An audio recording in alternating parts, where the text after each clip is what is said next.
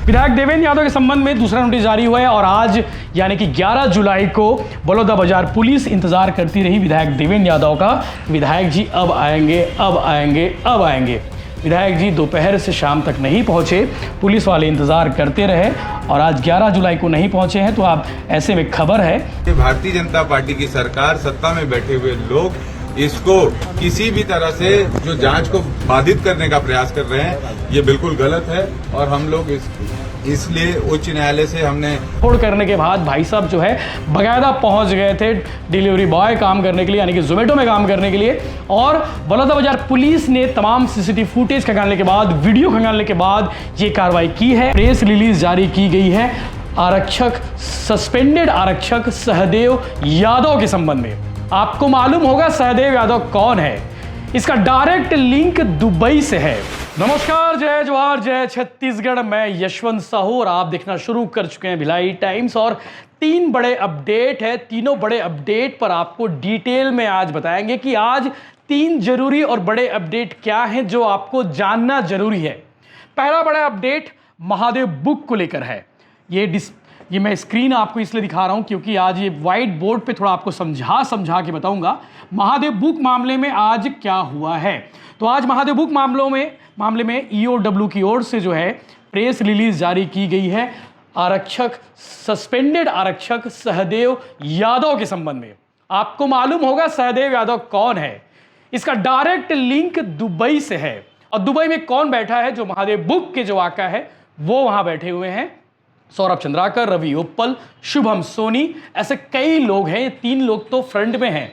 ऐसे कई लोग हैं जो पर्दे के पीछे रहकर ऑनलाइन सट्टा ऐप महादेव बुक को ऑपरेट कर रहे हैं। तो सहदेव यादव का सीधा कनेक्शन दुबई से है और लंबे समय बाद सहदेव यादव गिरफ्तार हुआ है। इससे पहले इसके 2 भाई भीम यादव, इसके अलावा अर्जुन यादव, ये दोनों भी पुलिस आरक्षक थे और ये दोनों पहले से पुलिस के गिरफ्त में है, ईओडब्ल्यू के गिरफ्त में है और दोनों के पास से कई सारे पैनल मिले थे।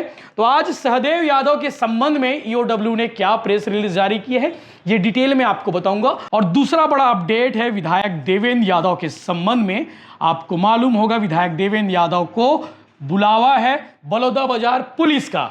एक नोटिस पहले जारी हो चुका है, अब दूसरा नोटिस जारी होने की चर्चा है। इसके अलावा विधायक देवेंद्र यादव हाई कोर्ट पहुंच गए हैं, जहां उन्होंने बलौदाबाजार हिंसा मामले की जांच को निष्पक्ष रूप से कराने की मांग की गई है। उनका कहना है, आप आगे सुनेंगे विधायक देवेंद्र यादव ने क्या कुछ कहा है इस विषय को लेकर। उनका कहना है कि इस विषय पर सरकार राजनीति कर रही है, यानी कि बीजेपी की जो सरकार है वो राजनीति कर रही है। तो विधायक देवेंद्र यादव के संबंध में दूसरा बड़ा अपडेट है। और तीसरा महत्वपूर्ण अपडेट भी बलौदाबाजार हिंसा को लेकर है, वो भी आपको बता देता हूं कि एक जोमेटो बॉय पकड़ा गया है। ये वही जोमेटो बॉय है जो 10 जून को बलौदाबाजार कलेक्ट्रेट परिसर में पहुंचता है उन लोगों के साथ में जो और भी लोग दंगा फसाद करने के लिए पहुंचे हुए थे। जोमेटो बॉय का नाम आपको बता देता हूं। जोमेटो बॉय का नाम जो है कुलदीप राय है, 28 साल इसकी उम्र है, विनोबा नगर मुंगेली जिले का रहने वाला है। तो तीसरा बड़ा अपडेट, बलौदाबाजार हिंसा में बड़ी गिरफ्तारी हुई है। जोमेटो बॉय को पुलिस ने गिरफ्तार किया है और बलौदाबाजार पुलिस अब तक जो है इस मामले में, इस तोड़फोड़ मामले में 159 लोगों को गिरफ्तार कर चुकी है। 159 लोग गिरफ्तार हो चुके हैं। इसमें भीम आर्मी से लेके कई पदाधिकारी हैं, युवा कांग्रेस का जिला अध्यक्ष भी शामिल है। ये तीनों बड़े अपडेट पर हम बात करेंगे कि आज सहदेव यादव के संबंध में ईओडब्ल्यू की ओर से क्या प्रेस रिलीज जारी हुई है। और सहदेव यादव राजनांदगांव के सोमनी के पास ढाबा से गिरफ्तार हुआ था, सस्पेंडेड है। बहुत जल्द आपको एक खबर भी मिल जाएगी कि सहदेव यादव बर्खास्त हो गए अपने दोनों भाइयों की तरह, भीम यादव और अर्जुन यादव। ये दोनों भी पुलिस डिपार्टमेंट में आरक्षक पद पर थे और दोनों का कनेक्शन भी ऑनलाइन सट्टा ऐप महादेव बुक से लिंक मिला था। भीम यादव के बारे में आपको बता दूं, भीम यादव जो है हाउसिंग बोर्ड इलाके से गिरफ्तार किए गए थे। हाउसिंग बोर्ड इलाके में जो है वहां से घर से जो है 2.5 करोड़ रुपए कैश मिला था, उस मामले में भीम यादव की गिरफ्तारी हुई। इसके अलावा अर्जुन यादव का कनेक्शन ऑनलाइन सट्टा ऐप महादेव बुक से डायरेक्ट मिला था, तो इसकी भी गिरफ्तारी हो चुकी है। दोनों गिरफ्तार हो चुके हैं। अब तीसरा भाई यानी कि सहदेव यादव भी सलाखों के पीछे पहुंच गया है और उसे कोर्ट में पेश किया गया है। आपको बता दें कि 2 करोड़ रुपए सहदेव के पास से मिले हैं। ये 2 करोड़ रुपए अलग अलग बैंक खातों में रखे हुए थे, उसे फ्रीज किया गया है और 3 सालों से 3 वर्षों से जो है ऑनलाइन महादेव सट्टा बुक का ये पैनल ऑपरेट कर रहा था। एक पैनल जो है बिहार से भी ऑपरेट कर रहा था। इसके पास से 11 बैंक खातों से 2 करोड़ रुपए फ्रीज किए गए, मैं आपको बता चुका हूं। इसके अलावा ऑनलाइन सट्टा बुक से आप सोचिए कि एक आरक्षक के पास इनोवा महंगी कार कहां से आ गई, तो वो कार जो है इसने खरीदी है ऑनलाइन सट्टा ऐप बुक से। CG07 CG बकायदा हाल फिलहाल में खरीदी हुई गाड़ी है। 93 और 36 ये गाड़ी नंबर है इनोवा का। इस गाड़ी को भी EOW की टीम ने जब्त कर लिया है और रायपुर पुलिस की ओर से बिहार से जो पैनल ऑपरेट किया जा रहा था उस पैनल पर भी ध्वस्त किया गया, उस पैनल को भी ध्वस्त किया गया। रायपुर पुलिस जो है बहुत जल्द उसका भी खुलासा करने वाली है। लेकिन EOW ने ये बड़ी कार्रवाई की है। सहदेव यादव से बहुत सारे पूछताछ अभी होने बाकी हैं। कई बड़े नाम का खुलासा हो सकता है, सहदेव यादव की ओर से खुलासा होने बाकी है, क्योंकि सहदेव यादव के संबंध में शांतिनगर के रहने वाले एक बड़े प्लेयर ने खुलासा किया था। जब डॉक्टर IPS अभिषेक पल्लव यहाँ के SP हुआ करते थे, उनके सामने उस बड़े खिलाड़ी ने कहा था कि सहदेव यादव से मेरा घर जैसा संबंध है, सहदेव यादव से मेरा डायरेक्ट संबंध है। उस समय स्पष्ट हो गया था कि सहदेव यादव का इन्वॉल्वमेंट महादेव बुक मामले में कैसा है। और यह भी बता दूं कि उस शांतिनगर के रहने वाले उस बड़े खाईवाल, उस बड़े सटोरिया तक जो है EOW की टीम पहुंचने वाली है गुरु। ठीक है, बड़ा अपडेट था, आपको बता दिया। विधायक देवेंद्र यादव के संबंध में दूसरा नोटिस जारी हुआ है और आज यानी कि 11 जुलाई को बलौदाबाजार पुलिस इंतजार करती रही विधायक देवेंद्र यादव का। विधायक जी अब आएंगे, अब आएंगे, अब आएंगे। विधायक जी दोपहर से शाम तक नहीं पहुंचे, पुलिस वाले इंतजार करते रहे और आज 11 जुलाई को नहीं पहुंचे हैं। तो आप ऐसे में खबर है कि बलौदाबाजार पुलिस की ओर से एक और नोटिस जारी हुआ है विधायक देवेंद्र यादव को, जिसमें कहा गया है कि जल्द से जल्द अपना बयान दर्ज कराए। अब विधायक देवेंद्र यादव को जो नोटिस जारी हुआ है उस संबंध में नोटिस में क्या लिखा है ये भी आपको बता देता हूं।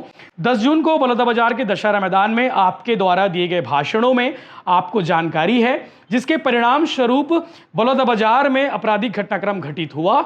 घटना के बारे में बारीकी से पूछताछ के लिए आपकी उपस्थिति कोतवाली थाना में सुबह 10 बजे जरूरी है। ये 2-3 दिन पहले जारी हुआ था नोटिस। आपकी अनुपस्थिति को अनुसंधान में असहयोग समझा जाएगा।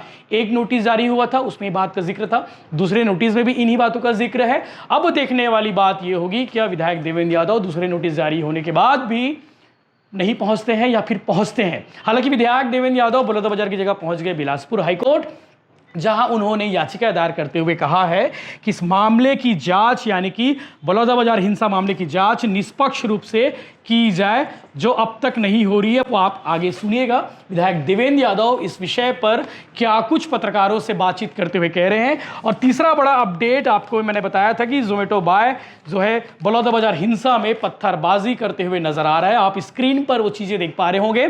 कुलदीप राय मुंगेली जिले का रहने वाला, 28 साल इसकी उम्र है और डिलीवरी बॉय जोमेटो में काम करता है। तोड़फोड़ करने के बाद भाई साहब जो है बकायदा पहुंच गए थे डिलीवरी बॉय काम करने के लिए, यानी कि जोमेटो में काम करने के लिए। और बलौदाबाजार पुलिस ने तमाम CCTV फुटेज खंगालने के बाद, वीडियो खंगालने के बाद यह कार्रवाई की है। अब तक 159 लोगों को इस मामले में, बलौदाबाजार हिंसा मामले में गिरफ्तार किया जा चुका है।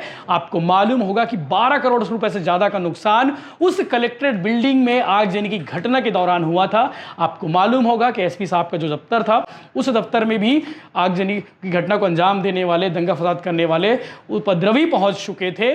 इसके बाद उन्होंने रिकॉर्ड रूम को जला दिया, महिला बाल विकास का रिकॉर्ड रूम जला दिया। सांख्यिकी विभाग में भी कई सारे दस्तावेज जल गए, काफी सारा दस्तावेज नुकसान हो गया, बहुत सारे सामान खाक हो गए, काफी नुकसान हो गया। आप सोचिए जिन दस्तावेज जले हैं उनका क्या हो रहा होगा। आप कोई सामान को जलाकर वापस ले आओगे, लेकिन दस्तावेजों को क्या करोगे। बहुत सारे इंपॉर्टेंट दस्तावेज थे, आबकारी विभाग से रिलेटेड दस्तावेज थे। कुछ तो ये भी कह रहे थे कि आबकारी घोटाले की फाइल भी जल गई।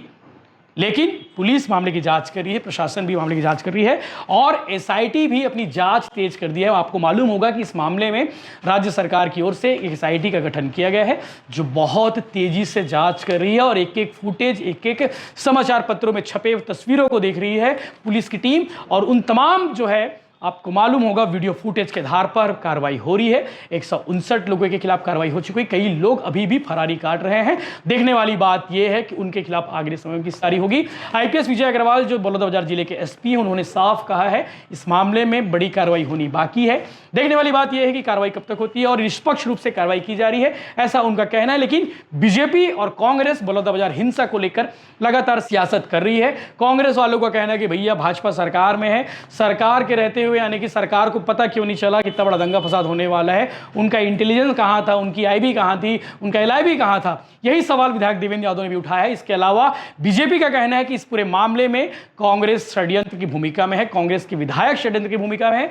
वो चाहे कविता प्राण लहरे हो, वो चाहे विधायक देवेंद्र यादव हो, उन सभी को पूछताछ के लिए पुलिस बुलाई है। अब देखने वाली बात यह है कि आने वाले समय में पुलिस किस तरह से बयान लेती है और क्या कुछ कार्रवाई करती है। ये 3 जरूरी बड़े अपडेट थे जो आपको जानना जरूरी थे, इसलिए हमने सोचा व्हाइट स्क्रीन बोर्ड पर आपको हल्का हल्का डिटेल के माध्यम से बताया। और मुझे उम्मीद है कि आपको तीनों मामले समझ आ गए होंगे। आप आगे वीडियो विधायक देवेंद्र यादव का बाइट देखिएगा। इसके अलावा हम आगे कोशिश भी करेंगे कि ऐसे बड़े मामलों को एक्सप्लेन करें धीरे धीरे, ताकि आपको बहुत आसानी से समझ आए और डिटेल में पूरी बात आ जाए। आगे आपको लगातार अपडेट्स मिलते रहेंगे। आप चैनल को सब्सक्राइब कर लीजिए। इसके अलावा अभी तक आप भिलाई टाइम्स के व्हाट्सएप ग्रुप से नहीं जुड़े तो भैया डिस्क्रिप्शन पर व्हाट्सएप ग्रुप का लिंक है, वहां जाइए, क्लिक करिए और डायरेक्ट व्हाट्सएप ग्रुप से जुड़ जाइए, जहां पे हर पल लोकल ट्रेन की तरह 2-2 मिनट में खबरें गिरती है। चाहे वो भिलाई टाइम्स की वेबसाइट हो, चाहे भिलाई टाइम्स की इंस्टाग्राम पेज हो। इंस्टाग्राम पेज को भी आप फॉलो कर लीजिए, भिलाई टाइम्स सीजी को। वहां पर भी यूट्यूब से अलग बहुत अच्छे कंटेंट। देखिए, ऐसा है कि बलौदाबाजार की जो घटना है उसमें लगातार भारतीय जनता पार्टी की सरकार जो सतनामी समाज की धार्मिक भावना है उसको आहत करने का काम कर रही है। जिस तरीके से जो मांग रही है कि किन लोगों ने वहां पर जो पूजा स्थल में जैतम को काटा और कैसे उन अपराधियों को 2 दिन 3 दिन में ही छुट्टी कर वापस भेज दिया गया। बताया गया कि वो लेबर्स थे, बिहार के रहने वाले थे। इस पूरे विषय को गंभीरता से लेते हुए सतनामी समाज ने ये डिमांड की थी कि इसकी सीबीआई की जांच होनी चाहिए। अब इसके बाद जब धरना हुआ, सरकार ने धरना करने के लिए परमिशन दी। वहां पर आईबी एलआईबी के लोग थे और उसके बावजूद पिछले जो 1 महीने से चल रहा है वो केवल और केवल निर्दोषों के ऊपर कार्रवाई करने का काम भारतीय जनता पार्टी की सरकार कर रही है। आप देखेंगे वहां पर जो लोग हिंसा में मौजूद थे उन पर कार्रवाई हो रही है, हम उसका समर्थन करते हैं। लेकिन जो हिंसा में मौजूद नहीं थे, जो धरना में अपनी तरफ से अपनी भावनाओं के तहत वो वहां पर उपस्थित हुए थे, उन लोगों के ऊपर कार्रवाई करना गलत है। और इसी परिप्रेक्ष्य में हमने ये भी महसूस किया कि पिछले समय में लगातार जो सतनामी समाज के लोग हैं, जो कांग्रेस के पदाधिकारी हैं, उनको जबरदस्ती बुलाकर पूछताछ के बहाने बुलाया जाता है, उनको धमकाया जाता है, उनको कहा जाता है कि कांग्रेस के विधायकों का नाम ले लो, कांग्रेस का नेताओं का नाम ले लो। जो कि मैंने पिछले समय में एक आपको व्हाट्सएप चैट भी आप लोगों से साझा की थी, जिसमें एक परिवार ने मुझसे कहा कि उसके भाई को ये कहा गया कि अगर आप देवेंद्र यादव का नाम लेंगे तो हम आपके भाई के खिलाफ कार्रवाई नहीं करेंगे, और उन्होंने मना कर दिया। तो उस जो हमारा कांग्रेस का कार्यकर्ता था शैलेंद्र बंजारे, उसको 307 का मुकदमा दायर करके उसको जेल भेज दिया गया। ऐसा एक और हमारे कार्यकर्ता के साथ हुआ। तो ये सब को देखते हुए मैंने माननीय उच्च न्यायालय को पिटीशन दायर की है। कल की डेट पे, कल 10 तारीख की डेट पे हमने पिटीशन दायर की है और उच्च न्यायालय से हमने ये गुहार की है कि इस पूरे प्रकरण की सही जांच होनी चाहिए, साफ सुथरी जांच होनी चाहिए। भारतीय जनता पार्टी की सरकार, सत्ता में बैठे हुए लोग इसको किसी भी तरह से जो जांच को बाधित करने का प्रयास कर रहे हैं, ये बिल्कुल गलत है। और हम लोग इसलिए उच्च न्यायालय से हमने आग्रह किया है कि इस पूरे प्रकरण को वो अपने कंसिडरेशन में रखे और मेरे जो मुझे नोटिस देकर बुलाया गया है उस परिप्रेक्ष्य में भी मैंने उसमें लिखा है कि उस नोटिस में इस बातों का उल्लेख नहीं है कि किस लिए बुलाया गया है, क्या कारण है बुलाने का। तो इन सभी चीजों को लेकर मैं उच्च न्यायालय गया हूं और न्यायालय का जैसा निर्णय रहेगा उसका पालन हम करेंगे।